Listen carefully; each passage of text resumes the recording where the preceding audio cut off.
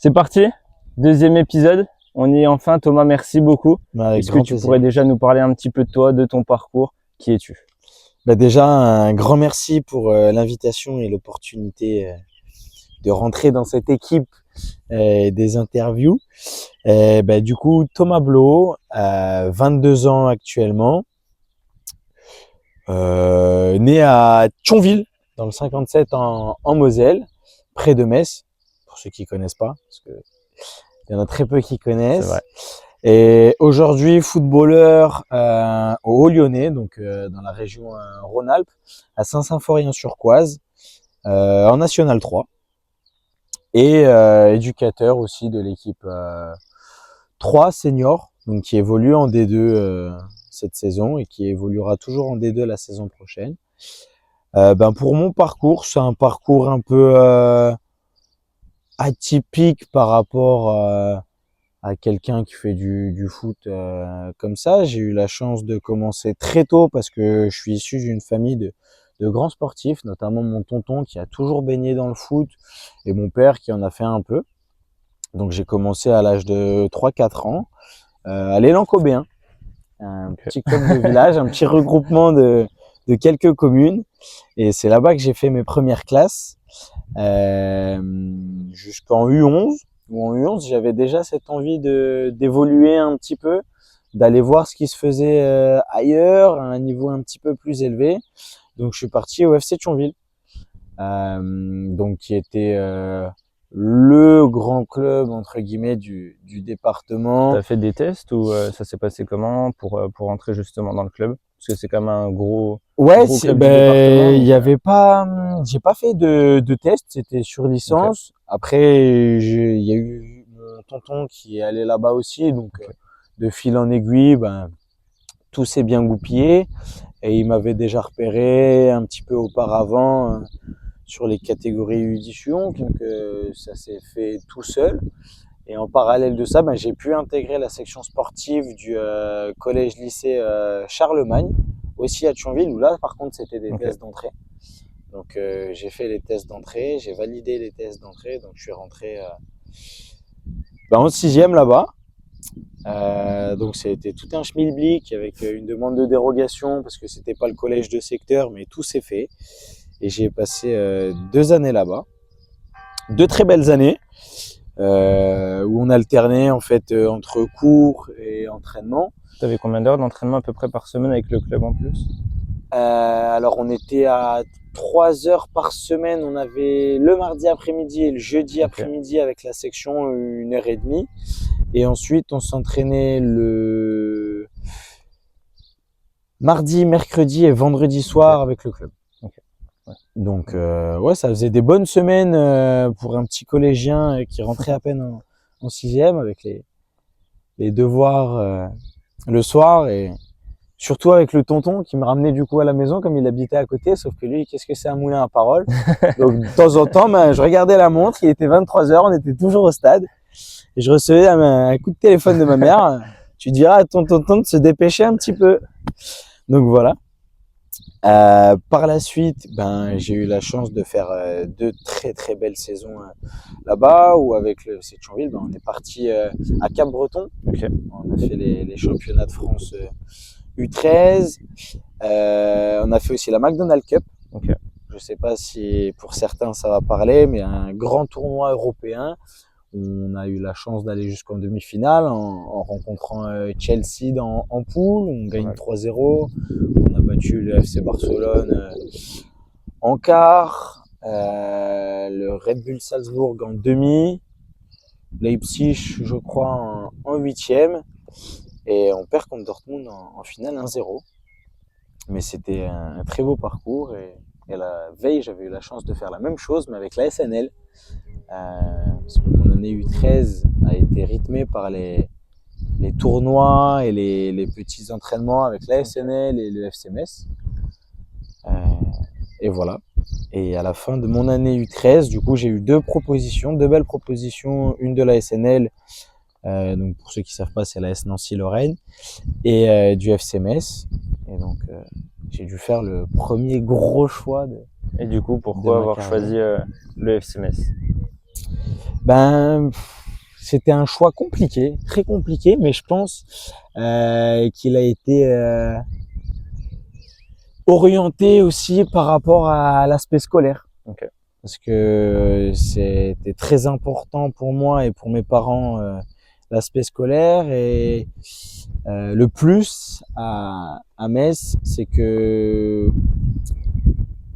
tout le cursus scolaire se faisait dans un lycée classique à Louis de Cormontaigne, qui fait que tu rencontres des gens, tu as une vie sociale, surtout à cet âge-là, t'es un ado, t'as 14-15 ans, c'est entre guillemets le début de la puberté, t'as envie de rencontrer des gens, des filles, sortir un petit peu, chose qui était pas possible en forêt de Haye, avec l'école au centre de nos formations. Après, il y a eu tout cet aspect sportif, cet aspect structure aussi du FC Metz. Forcément. C'est pas rien. C'est un des plus gros clubs de notre pays, donc oui. Bah ouais, c'est un club historique. Et voilà, et pour avoir baigné un petit peu à Saint-Symphorien grâce à mon père, bah il y a aussi ce petit choix du cœur qui s'est fait. Et pour autant, je remercierai toujours la SNL et toutes les personnes qui ont contribué à mon développement, parce que j'ai fait beaucoup plus de tournois, de stages, d'entraînement avec la SNL qu'avec le FC Metz. Et pour ça, je les remercierai jamais assez. Et voilà, donc j'ai intégré le FC Metz et j'avais cette volonté d'intégrer le Pôle Espoir, par contre, à Nancy. Donc le Krebs, tout ça, ça a été aussi, comme au collège à Charlemagne, des tests de sélection. Donc j'ai eu la chance, de par le niveau, de sauter quelques tours et d'avoir les 3 derniers tours à faire, où je devais être performant, etc. Donc il y avait un tour qui se faisait du côté de Pagny-sur-Moselle, un tour du côté de la Madine et le dernier tour au pôle. Voilà, donc après c'était un petit peu d'attente pour connaître les résultats. Forcément, ils ont été favorables, donc j'en suis très fier. Et ça a été aussi la première discussion un peu sérieuse avec Metz, parce que Metz, il faut savoir qu'ils ont l'Arsenal comme préformation, et donc tous leurs joueurs sous contrat au FC Metz sont à l'Arsenal. Donc j'étais déjà un peu chiant à cette époque-là, à leur dire c'est très bien, mais si vous me voulez, vous rajoutez cette clause dans le contrat qui fait que la préformation, je la ferai non pas à Metz, mais au Pôle Espoir. Et voilà. Donc j'ai fait mes 2 saisons au Pôle Espoir et au FC Metz. Une très belle saison en U15 où on finit champion avec, je crois, 100% de victoire si je dis pas de bêtises, champion de Lorraine en finale contre Nancy. Et voilà, une saison qui seule par l'entrée en formation au centre de formation, c'est aussi un grand step. Justement, quand tu fais cette formation dans un gros club comme le FC Metz, est-ce que c'est une pression particulière ou pas forcément? Est-ce que tu te rendais compte déjà que ça allait peut-être devenir ton métier? Est-ce que tu avais cette attente aussi peut-être de ton côté? C'est une pression, oui et non. Oui, parce que en fait, c'est pas nous qui nous mettons la pression, c'est plus l'environnement et l'extérieur qui te met la pression, parce que souvent quand tu rentres, tu as envie de performer, tu as envie de devenir pro, c'est un objectif, un rêve pour certains. Donc ça, c'est une pression que tu as au quotidien, donc tu vis avec. Mais par contre, c'est une pression dans le sens où voilà, tu rentres, j'ai envie de dire, un peu chez les grands. Tu rentres, t'es en U16, mais tu vis avec tous ceux qui sont déjà à la porte des professionnels, avec l'équipe réserve. Tu vois comment eux vivent au quotidien, et c'est une pression aussi extérieure parce que t'as l'image du club. Bien sûr. Donc quand tu sors dans la rue, quand tu vas au lycée, t'es plus Thomas, t'es un joueur du FC Metz, donc tout le monde va te regarder d'une certaine manière, et t'as aussi tous les amis qui eux ont pas cette chance, parce que c'est une réelle chance de pouvoir entrer au centre de formation et faire un parcours comme ça. Donc c'est énormément de sacrifices et de travaux au quotidien, mais c'est aussi une chance. Est-ce que tes parents t'ont toujours suivi dans cette optique-là justement de faire du foot un petit peu ton métier. Ouais, là-dessus, je pourrais jamais assez les remercier tout au long de ma vie, même quand j'arrêterai. Ils ont toujours été là à faire les déplacements, que ce soit pour les entraînements, les matchs, à toujours me suivre, me conseiller. Et il y a une phrase de mon papa. Quand j'ai eu la première proposition de contrat, on a toujours été avec mon père très fusionnel là-dessus, à beaucoup en parler, etc. Et donc, son avis compte énormément pour moi, mais il m'a toujours dit, je te donnerai toujours mon avis, mais c'est ta vie, tes choix, c'est toi qui iras où tu voudras. Peu importe ce que tu fais, que je pense que ce soit bien ou non, je le respecterai et je serai toujours derrière toi. Et donc, je pense que c'est pour ça que je continue encore aujourd'hui à être aussi proche et de pouvoir parler aussi librement avec lui de ça. Même si on s'est pris la tête plein de fois sur le terrain. Quand j'étais plus jeune, il parlait. Il y a des fermes-là qui sont sortis. Ça a été aussi des beaux moments de tension, mais non, ils m'ont toujours soutenu. Ma mère pareil. Là, ils sont un petit peu plus loin, mais ils regardent tous les matchs en VO. Donc là-dessus, je suis très reconnaissant vis-à-vis de ça. Qu'est-ce qui se passe quand tu arrives au centre de formation du FC Metz? Eh ben, déjà, tu as un petit moment de découverte. T'es seul, mais avec plein de potes à toi. Donc, c'est énormément d'autonomie à apprendre. Tu grandis, c'est une vie de pré-adulte aussi. Tu es un peu livré à toi-même. Et après, au niveau du foot, c'est vraiment, on t'apprend à être professionnel, à devenir professionnel, à être là à l'heure, même en avance, à avoir du travail supplémentaire si nécessaire, à te coucher à l'heure. Mais tout ça, non pas en t'imposant les choses, mais en faisant te comprendre que si tu le fais pas, tu n'y arriveras pas, tu pourras pas être performant. Si ils nous laissaient les téléphones dans les chambres. Ouais. Mais tu fais une ou deux fois où tu te couches à 2-3 heures parce que tu es sur le téléphone. Le lendemain, T'as compris quoi. Tu vas pas le refaire.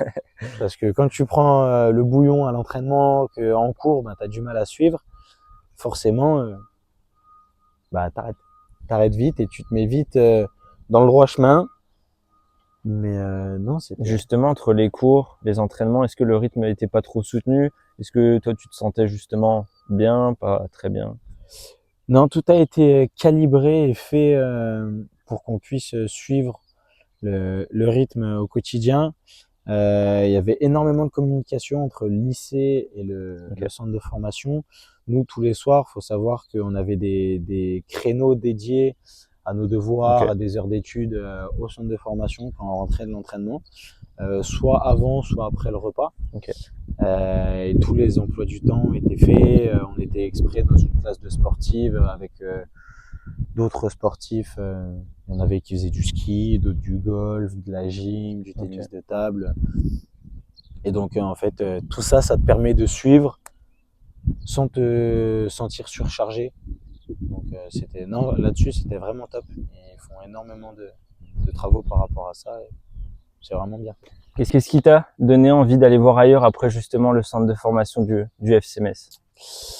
J'avais l'impression d'avoir fait un peu le tour au vu des discussions, de ne pas avoir de réelle perspective d'évolution au sein du club. Et après 5 ans, j'avais envie de me dire, tiens, qu'est-ce qui se fait ailleurs? Comment je peux être vu ailleurs dans d'autres championnats? Là, tu sentais vraiment que tu avais besoin d'aller voir ce qui se passe autre part qu'à Metz. J'avais Metz. besoin de sortir un petit peu de cette routine, on va dire, et de redécouvrir de nouvelles choses. Et c'est pour ça que j'ai pas accepté du coup cette proposition. Et j'ai eu la chance d'avoir plusieurs propositions, notamment celle du DFCO qui me proposait 2 saisons avec la possibilité de passer mon BMF, donc le premier diplôme d'entraîneur. Parce que tu avais déjà une idée comme ça derrière la tête de coacher en parallèle d'être joueur? Ouais, Ouais, ben, au sein de mon cursus de formation, j'ai toujours eu cet aspect un peu de leader et on m'a Ok. toujours dit que plus tard, notamment Monsieur Bertrand Antoine, s'il tombe sur cette vidéo, je lui fais un gros coucou et un grand merci, qui m'a toujours dit que j'avais cette fibre un peu d'éducateur. Ok.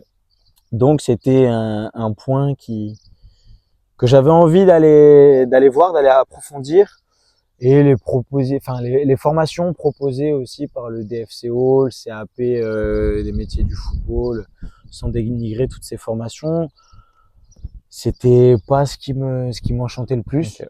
Donc voilà, je suis parti sur le BMF que j'ai obtenu la première année. Et du coup, j'ai intégré le DFCO de base pour les U19 ans nationaux. Au final, j'ai très vite intégré le groupe national 3. Donc j'ai alterné sur la première saison entre 19 ans et N3 avant de basculer sur la deuxième saison complètement avec la nationale 3. Comment s'est passée ton intégration justement? Parce que c'est la première fois que tu changes de département, tu arrives dans un nouveau club. Comment s'est passé justement les premières semaines, les premiers mois? Et ben c'est pas mal de changements parce que du coup c'est un gros déménagement. Première fois que tu as ton propre appartement à toi, donc c'est un peu la vie d'adulte qui commence réellement. Euh, et après en termes sportifs, ça s'est bien passé parce que la chance de pouvoir avoir rencontré Dijon de nombreuses fois, notamment pendant la période Covid où on jouait énormément entre Metz et Dijon, donc pas mal de têtes connues Bien sûr. lors de l'arrivée. La même année où j'ai intégré le DFCO, j'avais un ancien coéquipier à moi qui l'a intégré Ok. aussi, donc déjà un petit pied à terre, donc c'était top, mais c'est surtout de par les performances que l'intégration s'est faite rapidement et le plus simplement possible. Est-ce que justement quand tu pars comme ça à 2 heures, 2 heures et demie de chez toi, est-ce que tu te rends compte que ça y est, c'est parti, t'es dans le grand bain, t'es tout seul? Tu t'en rends compte, oui et non, parce que en fait, la seule chose qui a changé, mis à part le fait d'avoir l'appartement et d'être un petit peu plus loin des parents, c'est de plus rentrer les week-ends, Ok. les voir un peu moins souvent, parce que comme j'ai fait le CREPS, le centre de formation, toute la semaine, t'es déjà, tu vis foot, tu manges foot, tu dors foot, et voilà. Mais là où tu prends vraiment conscience des choses, c'est quand on te donne cette possibilité d'aller faire des séances avec Ok. le groupe professionnel. Là, tu te dis, bah tiens, certes, on s'entraîne à part, mais ils sont pas si loin que ça. Ils sont pas si loin que ça. Il y a une marche à gravir. Cette marche, elle est super haute, mais il y en a qu'une. Et, et c'est ça, en fait, qui te motive au quotidien, de te dire, bah voilà, je bosse et je peux y aller. J'ai cette chance, on me ferme pas les portes. On m'a toujours dit que si j'étais performant au club, on m'ouvrirait les portes et voilà. Donc j'ai eu la chance d'avoir quelques séances avec le groupe Ligue 2 lors de mes 2 premières saisons. Malheureusement, il y a eu cette descente en nationale et cette fin de contrat, mais avec une proposition de prolongation d'une saison supplémentaire. C'était un choix assez simple Ok. parce que je sentais à ce moment-là qu'il y avait quelque chose à faire, que j'avais pas terminé avec le DFCO et que la descente malheureuse pouvait être une chance aussi pour moi. Donc j'ai fait toute la première partie de saison avec le groupe national 3. Est-ce que justement à ce moment-là, le climat dans le club, est-ce qu'il est différent? Ça faisait des années que le DFCO n'était pas redescendu à la troisième division nationale. Est-ce que le climat était, tu sentais que c'était pas bon? Est-ce que il se passait des choses qui se passaient pas habituellement dans les clubs pro ou pas forcément? Non, ils essayaient de garder cette structure et cette sérénité, mais tu sentais cette pression supplémentaire qui pèse pour chaque club pro qui redescend Forcément, en national avec bien sûr. le statut de club professionnel. Euh, donc il y avait aussi cette pression de performance de l'équipe première, cette envie de remonter le plus vite possible. Et voilà, donc ça a été compliqué, mais je pense non pas pour nous les joueurs, parce que le club a toujours mis tout en œuvre pour qu'on soit dans les meilleures conditions, rien qu'au vu des infrastructures qu'on peut avoir. Mais je pense que ça a été plus compliqué en interne pour les bureaux, etc., que pour nous. Et voilà. Tu as fait cette première partie de saison justement avec la N3. Qu'est-ce qui se passe lors de la deuxième? Ben, je fais une bonne première partie de saison où je suis performant. Je suis utilisé à de nombreux postes, que ce soit latéral, au milieu ou défenseur central. J'ai la capacité à répondre présent et à être régulier, peu importe les postes auxquels je joue. Ce qui me permet, un peu avant les vacances de Noël, d'avoir un entretien et un coup de téléphone et d'avoir l'information comme quoi je vais reprendre pendant Noël, pendant les fêtes de fin d'année avec l'équipe professionnelle. Qu'est-ce qui se passe dans la tête déjà? Où c'est que t'es quand tu reçois cet appel? Qu'est-ce qui se passe? Est-ce que tu appelles directement la famille? Est-ce que tu étais déjà avec eux? Comment ça s'est passé? Non, ben, je suis à Dijon en train de faire mes valises pour partir en vacances. Donc j'appelle mon père pour le prévenir. Sa première réaction, c'est putain, fais chier. Parce que lui, il pensait à l'hébergement, et il pensait à l'hôtel, etc. Bon, c'est chose que je peux comprendre hein, quand on organise des vacances. Et 2 minutes après, il me dit ah pardon, j'étais en train de penser à l'hôtel, bravo, il était fier, félicitations, etc. Donc on essaye de voir comment on peut organiser tout ça pour que je puisse profiter quand même de la famille avant de repartir au boulot. Donc j'ai profité une petite semaine avec eux et après je suis rentré sur Dijon, repris avec l'effectif national et tu te fais tout petit au départ. Tu te fais tout petit, d'autant plus qu'on m'avait dit que c'était pour les 2 premières semaines jusqu'au premier match qui était contre, si je dis pas de bêtises, c'était Le Mans. Okay. Le Mans ou Orléans. Faudrait que je regarde, mais c'était Le Mans ou Orléans. Et voilà, et après on m'avait dit que je retournerais avec le groupe N3. Justement, tu arrives dans cet effectif, tu t'entraînes avec de grands noms, Daniel Congré, Jordan Marier. Ouais. Est-ce qu'ils sont différents des autres par rapport à leur statut, à leur carrière aussi qu'ils ont fait précédemment ou pas du tout? C'est des personnes vraiment normales et... Je vais dire oui, ils sont différents par rapport à l'idée qu'on peut se faire de ces grands noms-là. Parce que non, ils sont tout à fait normaux. Ils sont comme toi, comme moi. Et franchement, bah, notamment ces deux-là, pour les prendre en exemple, c'est des amours. Des crèmes tout de suite, très, très gentils, dans la bienveillance, dans le partage, le respect, dans l'envie de transmettre leur savoir et leur connaissance. Ils m'ont tout de suite pris sous leur aile. Dès que j'avais besoin de quelque chose, je pouvais aller les voir. Mais tous, il y en a pas un avec lequel je me suis pas entendu. Okay. Ça, ouais, non, tous très gentils. J'en garde de très bons souvenirs, ben, que ce soit d'eux, Kevin Schur, Brian Soumaré, top. Et justement, quand ils te donnent des conseils, ils viennent te voir à l'entraînement, c'est après les entraînements, c'est dans le vestiaire ou c'est un peu tout le temps et... Ouais, c'est un peu tout le temps. C'est okay. Dès qu'ils sentent qu'il y a besoin ou alors que je suis demandeur et réceptif, ben tiens Tom, tu pourrais faire ça comme ça pour t'améliorer, bosse là-dessus.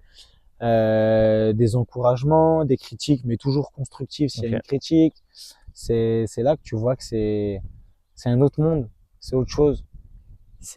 T'as conscience justement quand tu t'entraînes avec ce genre de nom que ça y est, t'es dans le bain, tu vas en faire ton métier. Est-ce que c'est l'aboutissement de quelque chose ou justement tu te dis il faut encore que je travaille encore plus pour pourquoi pas faire peut-être pas leur carrière, mais justement avoir un chemin un petit peu similaire? Alors c'est absolument pas l'aboutissement parce que de base c'était pour 2 semaines. Donc c'est au contraire, c'est énormément de travail supplémentaire au quotidien, d'arriver avant, de repartir après.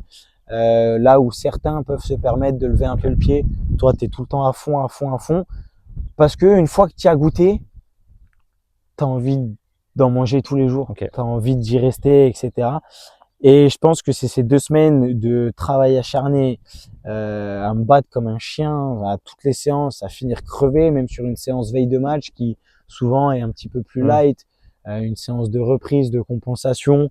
Faut savoir que sur la compensation, les week-ends, moi, je retournais avec la Nationale 3 pour jouer. Ok. Et le lundi, ceux qui avaient joué avec la Nationale avaient une séance plus légère de compensation. Nous, les jeunes, on faisait la séance complète de compensation avec ceux qui n'avaient pas joué. Donc, le travail athlétique, etc. Mais ça, tu rechignes pas. Ouais. Parce que tu es là pour ça, tu as envie de le faire. Et c'est grâce à ça, je pense, et à mon état d'esprit que j'ai pu finir la saison avec ce groupe-là.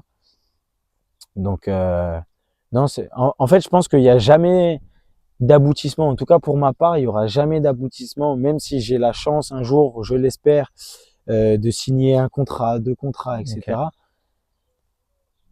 L'aboutissement, il se fera, je pense, le jour où je pourrai plus jouer au foot parce que trop vieux, le corps ne suit plus, et que je regarderai derrière moi tout le chemin parcouru. Mais tant que je peux mettre un pied sur un terrain, je le ferai à fond, que ce soit en national, en Ligue 2, Ligue 1 ou même en district. Tant que je serai sur un terrain, ce sera à fond. On a changé de plan parce que le téléphone n'a pas suivi. Et supportez plus. Thomas, tu es rentré à Bonal. Est-ce que tu peux nous parler de cette soirée qui, je pense, restera gravée dans ta tête toute ta vie? Ouais, bah après des mois et des mois d'entraînement, de travail, de sacrifice. Un groupe à Épinal auparavant où j'ai passé une bonne demi-heure à m'échauffer sans pouvoir rentrer à cause de petites circonstances où on mène 1-0. Je suis censé rentrer pour consolider la défense. Et avant de mettre mes crampons, tout ça, ben, on prend un but. Donc, changement de programme. Et voilà, c'est comme ça. Mais c'était aussi déjà une grande fierté de pouvoir être déjà faire le déplacement, d'être dans le groupe, de voir la famille après le match. Et quelques semaines, mois après, on se retrouve à Bonal. Deuxième groupe, un derby dans un stade plein à craquer, une ambiance magnifique. C'est incroyable. En fait, quand tu y repenses, tu te dis waouh. Ouais, parce que quand tu rentres sur le terrain, tu réalises peut-être pas trop, mais des mois après, justement, tu te dis waouh, j'y étais là à ce moment-là et je suis rentré au stade Bonal lors d'un derby entre Dijon et Sochaux. Ça doit être particulier quand tu y repenses maintenant quelques mois après. Ouais, c'est très particulier. C'est particulier parce que ben tu restes dans ta tête sur le truc d'Épinal où tu t'échauffes mais tu rentres pas. Donc tu as cette envie de te dire vas-y, je vais rentrer. C'est particulier parce que tu vois l'ambiance pendant 90 minutes. 90 minutes où tu attends sur le banc ton tour. C'est particulier ben parce que tu dois rentrer. Le coach te dit tu rentres en numéro 10 pour un latéral de formation. Tu te dis bon, ça marche. Ok, je sais que je peux jouer à plein de postes. Numéro 10, ça fait très longtemps que je l'ai pas fait. Et justement, à ce moment-là, tu te dis mince, je suis pas dans les meilleures conditions quand je vais rentrer, du coup, je vais pas pouvoir montrer ce que j'ai sous le pied. Ou justement, je vais montrer que je suis capable de m'adapter et de jouer à ce poste-là pendant quelques minutes. tu te dis putain, tu vas kiffer. Parce que autant latéral, bah, tu es sur le côté. Là, tu vas être au cœur du truc. Ouais, c'est vrai. Tu vas être vraiment au milieu. Tu auras tout le monde autour. Tu seras vraiment au centre. Et c'est un jeu. Donc, franchement, tu y vas. Tu sais que tu as les capacités. Si le coach te fait rentrer, c'est qu'il a confiance en toi. Il sait que tu as les capacités pour assumer ce poste-là, ce rôle-là. Surtout dans un match à comme ce moment-là du match celui-là. et dans un match comme ça. Donc tu y vas serein, pleinement, à fond. Et ouais, c'est spécial parce que t'entends toute la bronca pendant 90 minutes, tu mets un pied sur le terrain, t'es dans une bulle, t'entends plus rien. Okay. T'entends plus rien, t'es là au milieu de tout, tu parais tout petit. C'est un peu la même caméra que quand tu fais ta carrière de joueur sur FIFA, où ça va vite, tu vois tout machin, mais t'es en tout petit et c'est incroyable. C'est incroyable, mais sur le moment en fait tu réalises pas parce que t'es happé par le jeu, bah, c'est ton boulot quoi. Enfin, Ouais, faut que tu forcément. répondes présent et que tu montres que tu veux pas que ce soit la dernière fois que ça arrive. Donc tu vas à fond, à 200%, et par contre à la fin du match, bah, tu lèves la tête, tu regardes autour de toi, tu te dis waouh, waouh. Tu savais que tu allais rentrer ce jour-là ou pas? Non, Non? non, non, absolument pas. Et donc je vais m'échauffer. On est deux à partir à l'échauffement. Le premier rentre assez vite et moi je continue de m'échauffer jusqu'à la 87e. Je suis appelé par le coach, du coup j'y vais et là le ballon il sort pas. Le ballon il reste en jeu pendant peut-être 3-4 minutes. Est-ce que justement ces 3-4 minutes, tu dis c'est pas possible, ça peut pas m'arriver, je peux pas être à 2 doigts de rentrer à Bonal et ça va pas m'arriver.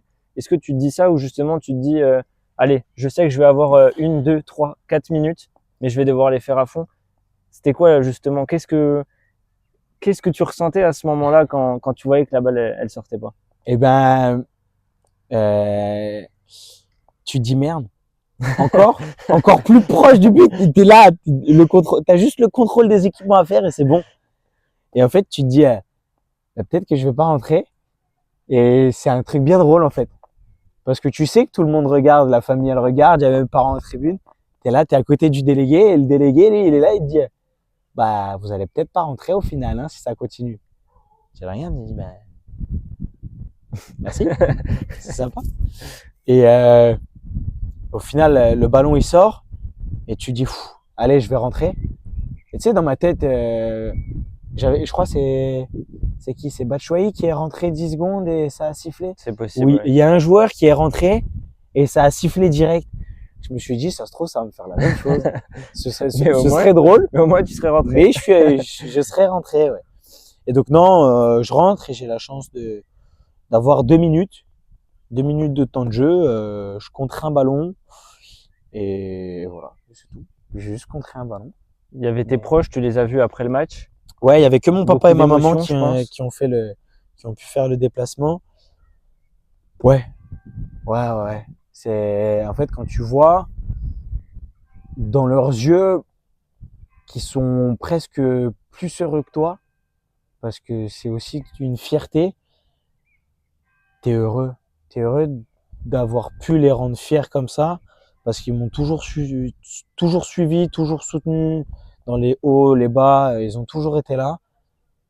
Et voilà. Et on en rigole encore aujourd'hui parce que mon père, il a filmé du moment où je rentre jusqu'au coup de sifflet. Sauf bah, qu'il a pas réussi à me filmer. C'est vrai? Oui, c'était en décalé, donc on me voyait à peine. Donc il y a des moments où je suis même pas sur le plan. Mais bah, c'est dire à quel point il était heureux et à quel point il était pris par le truc. Il vivait pas à travers l'écran, il vivait vraiment le moment. Et donc c'est ça qui est marrant. Mais ouais, c'est top et ça restera gravé. Justement, il y a tous ces souvenirs, il y a cette deuxième partie de saison. Qu'est-ce qui se passe après ça? Ben après, il y a le club qui va basculer dans, j'ai envie de dire, une nouvelle ère. La passation de pouvoir de Monsieur Delcourt, qui fait que je ne prolonge pas l'aventure avec eux parce que plus dans les plus dans les plans. Et voilà, donc c'est, comment dirais-je, c'est dur passer de toute une saison avec l'effectif pro à parler un petit peu de l'avenir avec le coach, avec le coach de la réserve, etc. Et au final, ben, passation de pouvoir, t'es plus dans les plans, donc on te dit ben voilà, on va pas te conserver et te garder pour la N3, ce serait pas te rendre service parce que la N3 va être très jeune. Donc on t'amène un petit peu à la porte. Mais Qu'est-ce que tu te dis à ce moment-là? c'est quoi? Ça y est, c'est mon aventure dans le foot, elle est terminée, ou justement, tu te dis, c'est l'occasion pour moi d'aller voir aussi encore ce qui se passe ailleurs et Ouais, retrouver un nouveau projet avec de nouvelles ambitions, découvrir un nouveau groupe, de nouvelles personnes. c'est totalement ça. C'est du coup repartir sur une recherche de projet avec de nouvelles ambitions. Quels étaient les clubs intéressés par mon profil? Donc j'ai eu énormément de clubs, notamment au Luxembourg, Okay. comme c'était très proche de chez moi, mais c'est pas un championnat qui m'intéresse pour le moment. C'est un championnat en cours de développement qui se développe très bien, mais qui m'intéresse pas encore. Et donc j'ai eu quelques propositions en N3 notamment, et notamment celle des Hauts-Lyonnais, donc dans la poule Rhône-Alpes, donc qui est selon moi la poule la plus relevée en France. Donc c'était aussi un nouveau challenge. Donc on est parti à la rencontre du président et du staff avec mon père. Des super infrastructures. Franchement, pour un club amateur, tout est mis en place pour la réussite. Le staff était vraiment bien. Donc on est parti. Moi, je suis parti les yeux fermés là-bas. Okay. Tu l'as pris plus justement ce départ de Dijon comme une opportunité, ouais, que comme un couac ou non, c'est pas une fin en soi. J'avais quoi? J'avais 21 quand j'ai quitté, donc je reste assez jeune. Bien sûr. Donc non, c'était absolument pas une fin en soi. C'était possibilité de rebondir et de repartir sur une poule qui, selon moi, a plus de visibilité, un niveau intrinsèque plus élevé, donc qui va être plus compliqué, et ça va me permettre de me juger, de savoir qu'est-ce que je vaux après toutes ces années en Lorraine ou en Bourgogne. Et voilà. Donc après, pour cette première saison au Lyonnais, ça a été une saison très très éprouvante, autant mentalement que physiquement. Sur le plan sportif, j'ai cru comprendre que ça avait été un petit peu compliqué en championnat, Ouais. mais qu'il y avait eu derrière cette superbe épopée en Coupe de France. Ouais. Vous êtes maintenu, si je dis pas de bêtises, dans les dernières journées. Est-ce que justement, on y reviendra après sur le championnat, mais est-ce que ce parcours en coupe, où vous avez notamment joué le TFC, a été une force supplémentaire ou pas pour justement se maintenir en N3? Je pense que ça, dans la période noire qu'on vivait, la coupe, c'était un peu cet oxygène, cette bouteille d'oxygène qui nous permettait de tenir et de pas flancher. Donc ça nous a permis de décrocher un 32e de finale contre Toulouse, que j'ai malheureusement pas pu jouer dû à une suspension. Justement, cette suspension, peut-être le plus gros regret pour le moment dans ta carrière? Ouais, un énorme regret, ouais. Une suspension, même pas volontaire en fait. Je fais pas exprès. Dégagement de mon gardien sur 6 mètres. Je regarde le ballon, je lève le pied pour contrôler le ballon dans les airs. Et en voyant mon vis-à-vis qui était resté sur place, je me dis c'est bon, je suis tout seul. Okay. Et en fait, j'ai le central qui avait avancé pour venir jouer le ballon de la tête. Donc ça a fait pied-torse. Il était assez amoché, donc rouge direct au bout de la 15e minute. J'ai pris 4 matchs de suspension. À ce moment-là, tu savais que vous alliez jouer Toulouse ou pas? Non. Non. Donc tu te disais pas mince, je vais rater ce match-là. Non. Et j'espérais déjà qu'on puisse passer. Okay. Parce que le tour précédent n'était pas encore passé. Le tour précédent n'était pas encore passé. Okay. Mais surtout parce que on était à Carnoux, donc proche du sud de Marseille, banlieue un peu hostile, mais juste à cause des supporters. Okay. Mais ça, c'est des choses qu'on a déjà vécues. Voilà, 10 dans un match de coupe face à une R1. Toi, t'es bon dernier de N3 à ce moment-là. Tu te dis merde, qu'est-ce qui va se passer? Parce que tu passes pas, c'est pour toi. Hein. Si on passait pas à ce moment-là, je le prenais entièrement pour moi, et je pense que la confiance déjà qu'elle n'était pas au top, elle aurait pu prendre un bon gros coup de massue. Mais bon, par chance, on passe. Et en fait, ce qui me laisse espérer, c'est qu'il y avait 2 matchs entre le match de Toulouse et du coup ce tour de Coupe de France. Il restait Chassieux et Clermont en championnat. Et je passais du coup la semaine avant Chassieux. Donc j'espérais prendre 2 matchs parce que du coup au moment où je passais en commission, ben, je savais qu'on allait jouer Toulouse. Bien sûr. Donc je croisais les doigts, mais j'ai pris 4 matchs. Donc, Et quand la décision elle tombe, qu'est-ce que tu te dis? Je me dis que ça fait mal, ça fait vraiment mal quand tu vois que en fait au haut niveau, pour une faute pareille, j'avais souvenir, je crois c'est Harit, si je dis pas de bêtises, sur Marquinhos, il a pris qu'un seul match. Tu te dis mince, mais pourquoi en fait on fait le même sport? Alors certes, les enjeux sont peut-être pas les mêmes, mais pourquoi les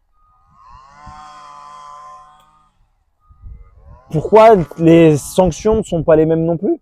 Tu t'es senti affecté ou pas par la décision, par le fait que justement tu allais rater ce match? Est-ce Ouais. que mentalement ça a été peut-être une passe un petit peu compliquée? Ouais, ça a été un coup dur. Franchement, un coup dur, je l'ai pas super bien vécu. Parce que tu as la chance de jouer le 8e de Ligue 1 à l'époque, chez toi avec plein de monde. Au final, tu vois, c'est même pas. T'as ce regret de se dire, tu peux même pas vivre ça avec le groupe parce qu'en tant que suspendu, t'as pas accès au vestiaire, t'as accès à rien en fait. Donc t'arrives, t'es en tribune et c'est tout.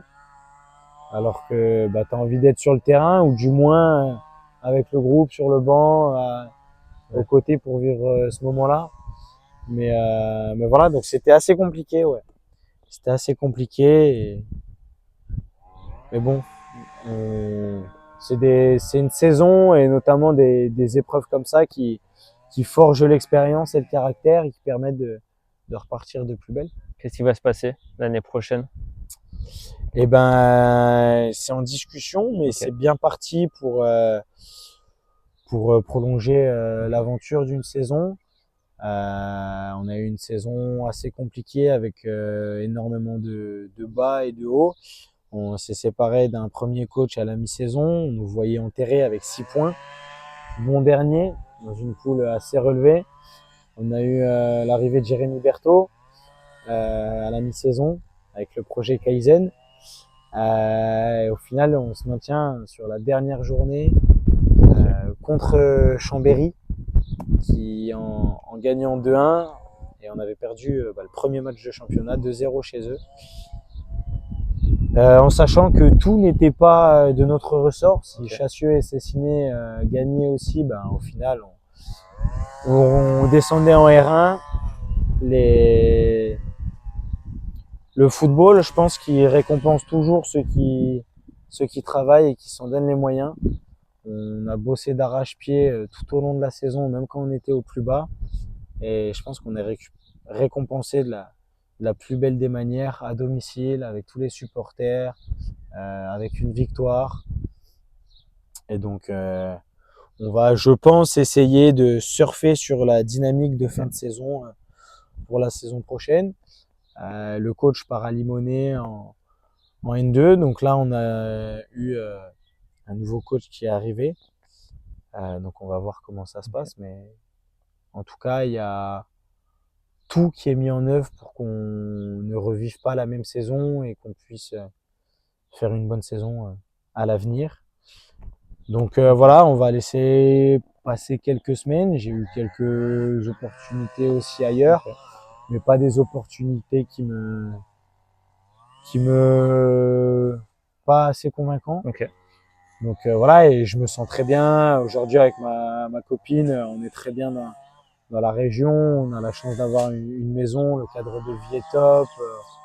Donc je pense que on va repartir sur une bonne saison. Voilà. On a bien parlé de ton parcours. Quel type de joueur es-tu? On est passé, ma série d'interviews est effective d'interviews. On est passé par le gardien.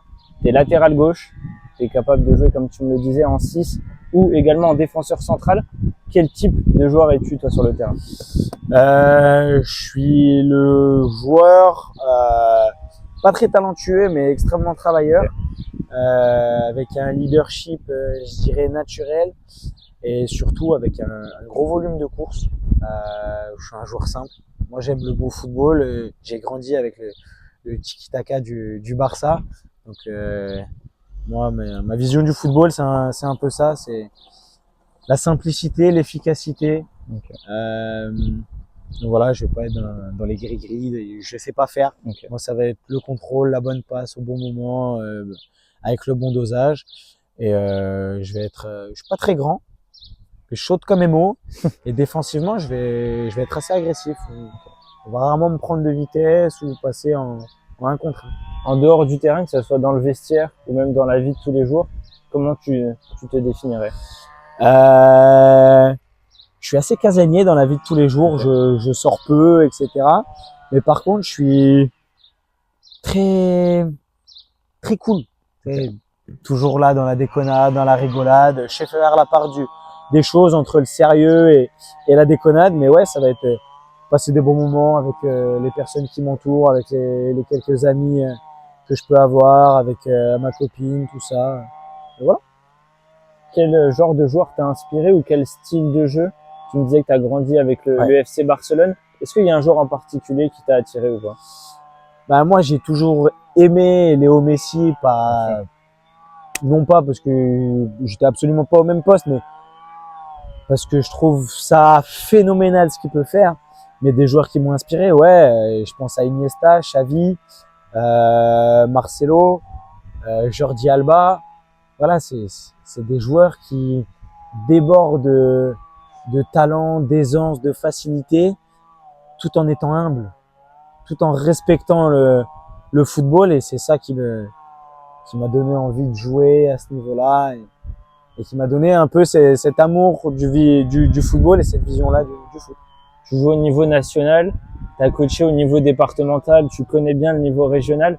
Qu'est-ce qui est pour toi justement la différence entre tous ces échelons, et qu'est-ce qui fait que un joueur joue en National 3 et l'autre joue en D1 par exemple départemental? C'est une très bonne question. La buvette peut-être? Alors, figure-toi que cette année à la buvette, même en N3, c'était pas mal. Je suis tombé dans un groupe qui était vraiment pas mal à la buvette, et c'est pour ça que tu t'es bien senti. Que je me suis bien senti, mais surtout que en rigolant, j'ai dit je suis tombé dans l'Olympique de Chénier N3. Et voilà. Mais non, je pense que ce qui va faire la grosse différence, ça va être la rigueur et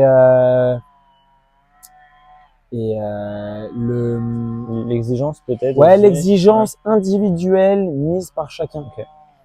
Non pas que en district on mette pas de rigueur et d'exigence, mais je pense qu'à ce niveau-là, on est plus sur un football un peu loisir copain, que sur un football national où c'est vraiment tu veux performer, il y a des gens qui vivent derrière grâce à ça. Et voilà, donc ouais, ça va être cette rigueur et cette exigence mise par chacun, la plus grosse des différences. Justement, tu as coaché ici. Ouais. On va maintenant venir au sujet du coaching. Tu as eu ton diplôme, tu me le disais tout à l'heure. Ça a été quoi ta première expérience? Comment tu l'as trouvé? Voilà, raconte-nous un petit peu cette première partie de coach. Eh j'ai passé du coup mon BMF à 18 ans à l'arrivée au DFCO, où j'étais en charge des U14 avec Mario Savarino et Guillaume Maillot, qui était responsable à ce moment-là du pôle U15, U14. Donc j'ai passé ma formation avec eux, et en même temps j'ai pu découvrir aussi le monde senior, grâce au cursus de formation, le monde senior, le monde du football féminin. Et j'ai tout de suite eu en fait cette envie d'avoir une équipe à 11. J'ai tout de suite senti que j'étais moins à l'aise avec un public jeune, sur un public foot à 8 ou foot à 4 et 5. Donc je voulais avoir ce public U11. Et par la suite, du coup, la deuxième saison, ben, ma copine avait son cousin d'Orient qui était ici, donc elle allait souvent les voir. Et donc, aimant le football et notamment le football amateur, parce que ça me rappelait un peu les années chez moi, ben, je l'accompagnais et j'allais pas mal au stade voir. Et voilà, et j'ai vu qu'il cherchait un éducateur pour permettre à Ege et à Dodo de remettre les crampons. Donc naturellement, je lui en ai parlé, je lui ai dit tu penses ça peut le faire, ça peut pas le faire, tout ça, et qu'est-ce que t'en penses? Il m'a dit fonce. Donc j'ai envoyé ma candidature. Ça n'a pas été un frein justement de dire que tu joues au DFCO à côté. Tu savais que tu allais trouver, on va dire, les créneaux pour venir coacher, pour avoir le temps aussi de sacrifier un peu plus au DFCO. Est-ce que ça a été ça, on va dire, tes premières idées ou comment ça s'est passé? Je savais pas comment ça allait se passer. Est-ce que le fait de jouer au DFCO, ça allait être un frein, non pas pour les joueurs et le club, mais pour moi vis-à-vis des horaires, est-ce que ça va pas être trop fatigant, trop contraignant? Donc c'est pour ça qu'on a eu un petit entretien avec Kyrian et tout le bureau. Et au final, tout concordait. Les horaires étaient bons. Moi, avec le DFCO, je leur en avais parlé. J'avais fait la part des choses parce que j'étais très bien au club, que je m'entendais très bien avec tous les éducateurs, etc. Donc voilà, donc tout a pu se faire nickel. Et je pense que d'être aussi joueur à côté au DFCO, en arrivant, ça m'a donné une certaine légitimité. Okay. J'étais pas le cousin d'Orient qui arrive et le copain de Jesse, non, j'étais un éducateur diplômé, qui plus est joueur au DFCO avec le groupe N3 national là-bas. Donc, oui, parce que c'était top. Quand tu es arrivé en plus ici, tu connaissais personne à part d'Orient? Bah ouais, mis à part d'Orient, je connaissais personne. Et l'accueil a été fantastique. Et pour ça, je les remercierai jamais assez. C'est pour ça que je reviens encore dès que j'ai l'occasion, voir les matchs et boire un coup avec eux dès que possible. Parce que ils m'ont mis à l'aise tout de suite. Et voilà, l'OC, c'est une grande famille et c'est top. C'était évident pour toi de trouver, on va dire, un projet directement à 20, 21 ans, justement en tant que coach ou pas, ou tu t'étais vraiment pas fixé d'objectif avant? Évident, non, parce que à 20, 21 ans, prendre une catégorie senior, en sachant qu'il y avait tout le cursus de joueurs en parallèle, c'était pas facile. Et en fait, là, ça m'est un peu tombé dessus par hasard et je pouvais pas rêver mieux. Okay. Parce que le fait que ce soit le club où joue Dorian, donc le cousin de ma copine, ça a facilité énormément les choses. Donc l'intégration, elle se fait super bien. C'est un club où il n'y a pas entre guillemets une grande structure, où il n'y a pas d'équipe jeune, il n'y a pas d'équipe 2. Donc t'arrives pas dans un club entre guillemets structuré, donc ça a facilité énormément les choses et voilà, je pense que c'est pour ça aussi que je suis venu. C'était peut-être la meilleure manière aussi pour toi de démarrer justement cette carrière de coach sans trop de pression particulière, ou tu avais quand même une certaine pression de te dire pas forcément au niveau des résultats, mais voilà, il faut que je fasse des séances cohérentes, il faut tout ça ou pas? Est-ce que tu avais une petite pression par rapport à ça? Une pression, non. Non, pas spécialement de pression de résultats, etc. Parce qu'on en avait discuté, les objectifs du club étaient clairs, c'était la montée. Donc je leur avais dit, voilà, si vos objectifs c'est la montée, alors je ferai en sorte de pouvoir donner des séances permettant avec l'investissement de chacun la montée.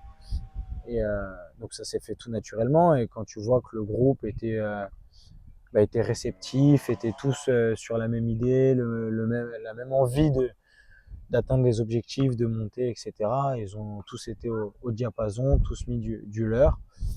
Et voilà, moi, tout ce que je pouvais leur apporter en soi de plus, parce que les qualités, ils les avaient. C'était un groupe de copains qui, pour la plupart, avaient joué à un niveau supérieur. Tout ce que je pouvais leur apporter, moi, c'était un petit peu une certaine structure dans les séances, un certain cadre, mais sans pour autant rentrer dans le cadre, comme ce que moi je peux connaître en tant que joueur, de rigueur à telle heure, nanani, nanana. Donc, voilà. Est-ce que tu sentais que c'était différent de quand tu jouais la journée? Est-ce que tu disais, oh cool, ce soir je vais faire une séance d'entraînement, mais en tant que coach, est-ce que tu savais justement que tu avais cette partie joueur, mais aussi cette partie coach et que voilà, t'étais, on va dire, entre guillemets, content de venir coacher? Ouais, parce que en fait, ça me permettait de me développer et de comprendre le football différemment. Okay. Non plus que avec cet aspect joueur, mais aussi avec cet aspect, tiens, pourquoi en tant que joueur on nous fait bosser ça et qu'est-ce que ça permet de ressortir en tant qu'éducateur? Est-ce qu'il y a des choses qui t'ont servi en tant que joueur après avoir été coach, même si tu l'es toujours? Est-ce que justement, des fois tu te dis, ah ok, bon bah là c'est différent, le coach il me demande ça, je le vois bien parce que je suis coach aussi à côté? Ouais, bah, toute la compréhension des exercices, des projets de jeu, tout ça, en fait, ça te permet de les assimiler beaucoup plus vite. Mais ça permet aussi, en fait, de te rendre compte de l'envers du décor. Enfin, l'envers du décor, tu as les deux casquettes. Donc, quand le coach s'énerve, tu comprends pourquoi le coach s'énerve. Quand tes partenaires font quelque chose, ben, tu n'as plus ce côté que joueur, où tu as aussi ce côté éducateur, donc tu es plus dans l'empathie, dans la compréhension de pourquoi lui il fait ça, pourquoi il est comme ça, pourquoi il s'énerve, et voilà. Cette première saison, elle était plutôt très correcte. Champion de Détroit, vous allez en finale à Gaston Gérard, à Dijon, dans le club où tu joues. Alors pour le coup, tu dis vous, mais je dirais même on, c'est vrai, parce que tu y as participé aussi, tu y étais aussi. C'était marrant et on m'a pas mal chambré par rapport à ça parce que du coup j'étais à Gaston Gérard en premier en tant qu'éducateur qu'en tant que joueur. Donc en tout cas pour un match officiel, j'ai déjà fait des entraînements à Gaston avec l'effectif pro, mais pour un match officiel, j'ai été à Gaston Gérard en premier en tant qu'éducateur, donc c'était assez marrant. Et ouais, que dire de la saison, elle est top. Tu t'attendais ou pas à, on va dire entre guillemets, réussir autant, qu'il y ait autant de bons résultats sportifs, que tu t'intègres aussi bien sur le plan humain? Alors que je m'intègre aussi bien, non, je m'y attendais pas. Mais que sur le plan sportif, on fasse une telle saison, oui. Parce que les quelques matchs que j'ai pu voir avant de m'engager, m'ont permis de voir un peu la qualité de chacun. Et donc, il y avait, comment dirais-je, un gros bloc de pierre qui restait juste à façonner. Et avec l'envie de chacun, il a été super facile à façonner. Donc voilà, mais ouais, par contre, l'ambiance et sur l'aspect humain, je m'attendais pas à être aussi bien accueilli par l'ensemble du groupe, que ce soit des joueurs comme des supporters, parce que c'est un club avec énormément de ferveur. Quand tu étais en Détroit, que le stade recevait plus de 200 personnes, c'est fou. C'est sûr. Donc ouais, c'était incroyable. T'es toujours coach? Ouais. Comment s'est passée la saison? Quelle équipe t'as eu à Hauts-Lyonnais? Eh ben, quand je me suis engagé avec les Hauts-Lyonnais, j'avais cette envie de garder une équipe à charge parce que j'ai envie, dans les années futures, de pouvoir passer le BEF. Donc j'avais demandé une équipe à charge, si possible une équipe à 11. Et donc le coach de l'équipe 3 partait, n'était pas conservé, donc ça me permettait de récupérer l'équipe 3 qui était en D2. Donc je quitte Chénier sur une montée en D2, je récupère une équipe en D2, donc C'était magnifique. Ça change parce que c'est une équipe 3 déjà. Donc au sein de la hiérarchie, ben, t'es entre guillemets, j'aime pas ce terme-là, mais la dernière roue du carrosse. Tu fais avec les joueurs qui restent, mais on avait un super groupe cette saison. C'était un super groupe dans le travail et dans la déconnade aussi, avec énormément de qualité, de rigueur et de sérieux. Un groupe qui du coup, avec une équipe 2 en R2 et une équipe 1 en N3, avait aussi cette ambition, tiens, de se titiller eux-mêmes et de dire jusqu'où je peux aller, est-ce que je peux aller gratter un petit peu la R2 ou pas. Certains ont pu et j'en suis très fier. Et du coup, on fait une très belle saison. Une très belle saison, marquée un petit peu par des sauts d'irrégularité. On jouait le maintien. Au final, en mi-saison, tu te dis tu peux jouer la montée. Malheureusement, les circonstances avec la N3 qui est un petit peu en galère, la R2 du coup qui se retrouve aussi en galère, fait que nous, la montée, à quelques journées de la fin, on a dû se dire bon, il faut faire un choix, le maintien est assuré, on va aller renforcer les équipes supérieures. Mais par contre, il y avait cette coupe, la coupe Balandras, qui tenait à cœur à tout le monde. Et on a réussi à aller en finale. Malheureusement, on a perdu en finale face à une équipe de Givors, qui monte du coup en R3, qui a fini championne de D1, qui monte en R3, et qui pour autant a été mis à mal tout du long de la finale. Mais voilà, que dire, c'est une super première saison qui me laisse envisager que de bonnes choses pour la saison à venir. Tu as fait 2 finales de coupe. La 3e saison, ça sera peut-être la bonne. Est-ce que voilà, justement, ton discours il est différent quand ton équipe elle joue des matchs de coupe ou pas forcément? Non, je pars sur le même discours. Parce que, alors certes, il y a cet enjeu de finale, etc., mais ça reste du football. Et c'est pour ça que je déplore ce qui s'est passé lors de la finale face à Givors. Mais ça reste du football, prendre du plaisir, ne pas tronquer nos valeurs pour une simple coupe. Et c'est chose qu'on a réussi à faire. On est resté nous-mêmes, on a véhiculé les belles valeurs du club, et on peut ressortir de cette finale et de ces 2 finales même avec l'OC fier du jeu produit et des valeurs démontrées. On va revenir sur la partie joueur. Est-ce que tu as des objectifs pour la suite, que ça soit à court terme ou à long terme? Ouais, à court terme, c'est de repartir sur la même dynamique sur laquelle j'ai fini la saison. Avec l'arrivée du nouveau coach à la mi-saison, j'ai repris énormément confiance. J'ai retrouvé un petit peu le Thomas d'avant, de sérénité dans mon jeu et d'impact. Donc ça va être repartir là-dessus pour refaire une belle grosse saison, parce que l'objectif est d'aller chercher un petit peu plus haut. Voilà. Je me suis dit que jusqu'à mes 25 ans, je mettais tout en œuvre pour pouvoir aller chercher le plus haut possible. Et après, à 25 ans, il sera l'heure, je pense, de faire un point sur moi, sur ma vie, sur qu'est-ce que j'ai envie de faire et où est-ce que j'ai envie d'aller. Donc voilà, mais c'est pour ça que là, il me reste 3 ans. 3 ans où je mets toutes les chances de mon côté pour aller titiller le plus haut possible. T'as pas d'objectif précis? Non. En termes de niveau, en termes de club ou autre? Non, c'est vraiment faire saison après saison. Ouais, ça va être ça. Les projets qui viennent les uns après les autres et puis.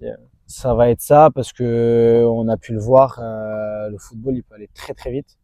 Donc se fixer un objectif clair et défini d'un championnat, par exemple la Ligue 1, Ligue 2 ou quoi, ça peut, je pense, selon moi, être contre-productif.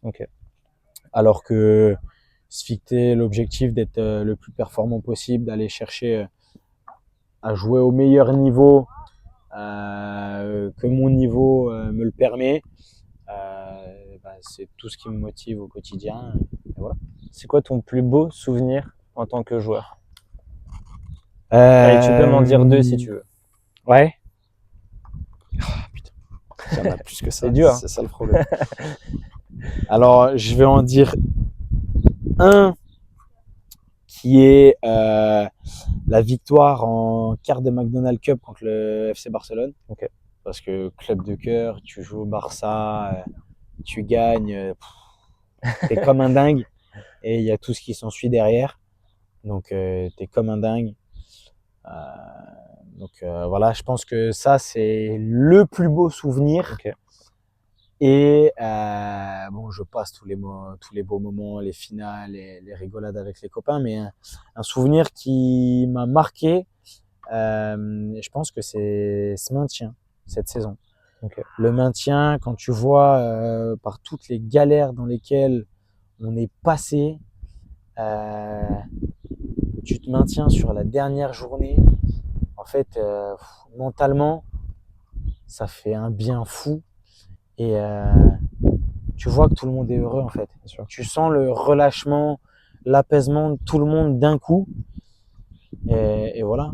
Donc ouais, pour l'expérience et pour l'apprentissage qu'a pu me faire vivre cette saison, ouais, je dirais que l'un des plus beaux souvenirs, ça va être ça. Passer du noir total à la lumière, c'est incroyable. L'entrée de Bonal, à Bonal, ça en fait partie quand même un petit peu. Ouais, l'entrée de Bonal, ce sera toujours un des plus beaux souvenirs, mais comment je dirais, c'est moins fort que ces deux souvenirs-là, parce que je me dis c'est un truc que j'ai envie de revivre. Okay.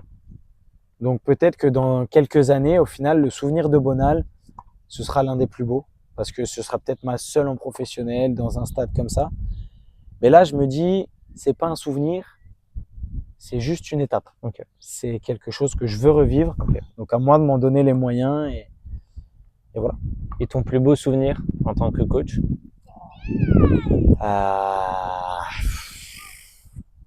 Je pense que c'est le plus beau et le plus cruel. Je pense que c'est Gaston Gérard avec l'OC. C'est le plus beau souvenir parce que première fois de l'OC à Gaston Gérard pour une finale. J'ai la chance d'avoir joué à un niveau que certains n'ont pas connu et ne pourront malheureusement pas connaître.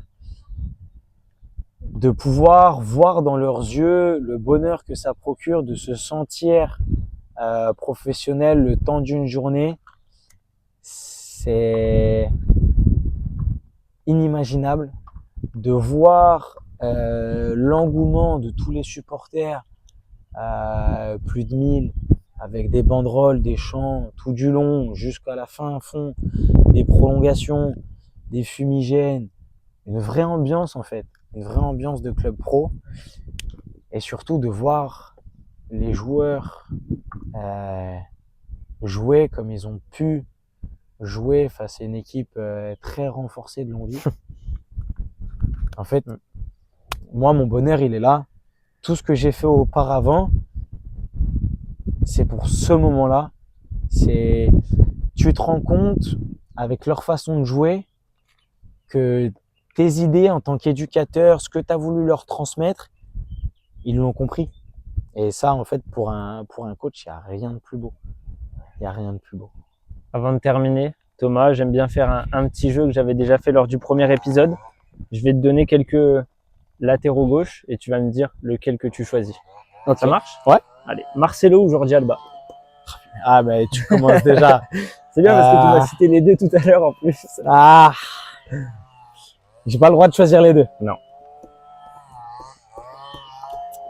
Ah ouais, mais là, c'est vraiment pas sympa de commencer directement comme ça.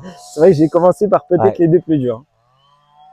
Allez, on va dire Marcelo parce que exceptionnel et un petit peu plus beau à voir jouer qu'un Jordi Alba. Okay. Marcelo ou Théo Hernandez?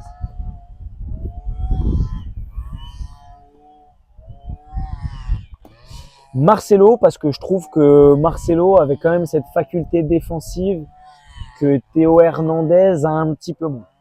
Je sens que Marcelo va aller jusqu'au bout. Ah ben, j'en ai bien peur. Marcelo ou Robertson? Ah putain.